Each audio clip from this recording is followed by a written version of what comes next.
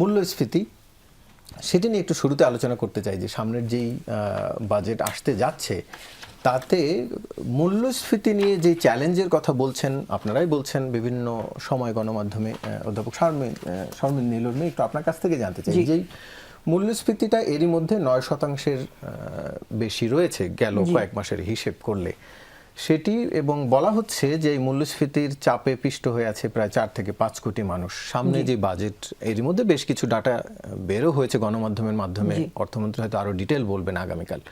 আপনি কি ধারণা করছেন এই মূল্যস্ফীতির চ্যালেঞ্জ সরকার কতটা মোকাবিলা করতে পারবে? বাজেটের মাধ্যমে কোনো সুখবর দেখতে পাচ্ছেন কি? আচ্ছা, মূল্যস্ফীতি তো একটা বড় চ্যালেঞ্জ। সরকার চাইবেন জনগণের স্বার্থে যে এই চ্যালেঞ্জটা মোকাবেলা করবার ক্ষেত্রে সরকারের বিবিধ রকমের সমস্যা রয়েছে। সরকারের বলতে যে কোনো সরকারের, যেমন ধরেন এবারে পে স্কেল যদি ওনারা প্রবর্তন করেন, সেইখানে একটা পে স্কেলের বেতন বাড়ার কারণে যে ডিমান্ড পুলটা হবে, আপনি যে মুদ্রাস্ফীতিটা বাড়বে সেই মুদ্রাস্ফীতিটা আপনাকে সামাল দিতে হবে। ধরেন আপনি এত বছর তো বেতন স্কেল বাড়ে নাই 2015 থেকে, তো এই বছর না বাড়লে কি এটা মূল্যস্ফীতি ঘটতো না? তারপরে মূল্যস্ফীতি ঘটতো, কিন্তু একেবারে অনিবার্য ছিল যে আপনাকে পে স্কেল প্রবর্তন করতে হবে। এখন এই চ্যালেঞ্জটা কিভাবে শুধুমাত্র পে স্কেলের জন্য হবে তা না, এটা আপনার এনার্জির দাম বাড়ানোর কারণে হবে, আপনার গ্লোবাল মার্কেটে জিনিসপত্রের দাম বেড়েছে সেটার কারণে আপনার ইনফ্লেশন হবে। আপনি যখন এক্সপোর্ট ওরিয়েন্টেড ইন্ডাস্ট্রি করতে যাবেন তখন আপনার বাইরে থেকে যে জিনিসপত্র আনতে হবে, ইনওয়ার্ড এবং ব্যাকওয়ার্ড দুটোর কারণেই তো আপনার, ফরওয়ার্ড এবং ব্যাকওয়ার্ড দুটোর কারণেই আপনার ইনফ্লেশন বাড়বে। এই মূল্যস্ফীতি কিভাবে নিয়ন্ত্রণ করা যাবে? ধরেন সরকার চেষ্টা করছেন সামাজিক নিরাপত্তা কর্মসূচির মাধ্যমে, যেমন ফ্যামিলি কার্ড এটার একটা উদাহরণ, কৃষক কার্ড এটার একটা উদাহরণ, যে মানুষের হাতে টাকা পৌঁছে দিয়ে তাদের সক্ষমতাটা খানিকটা বাড়ানোর জন্য।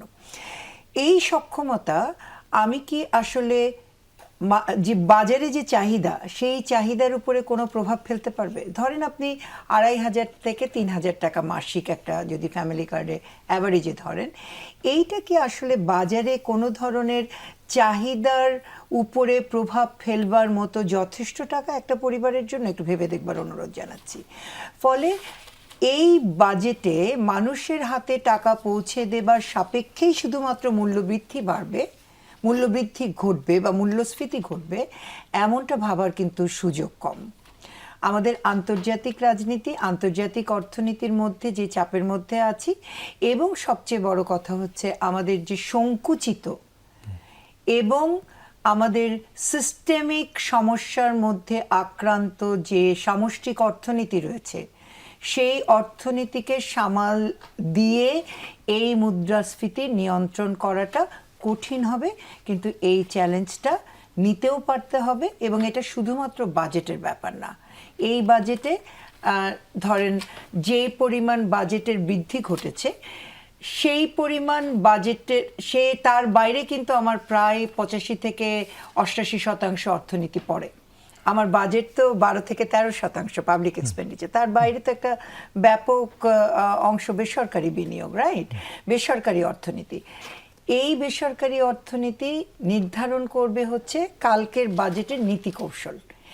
এই নীতি কৌশল আন্তর্জাতিক রাজনীতি, আন্তর্জাতিক বাণিজ্য এবং আমাদের সামষ্টিক অর্থনীতির দুর্বলতা মিলিয়ে পুরো বছর ধরেই মুদ্রাস্ফীতি বিভিন্ন কৌশলে সামাল দিতে হবে। এটা শুধুমাত্র বাজেটের কালকে বাজেট হওয়ার সাথে সাথে দাম বেড়ে যাবে ব্যাপারটা এরকম থাকবে না।